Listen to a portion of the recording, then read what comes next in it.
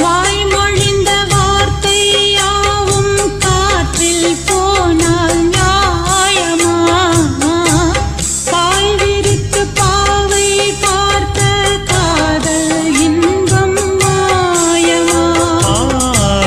வாழ் பிடித்து நின்றால் கூட நெஞ்சில் உந்தன் ஊர்வலம், போர்க்களத்தில் சாய்ந்தால் கூட ஜீவன் உன்னை சேர்ந்திடும்.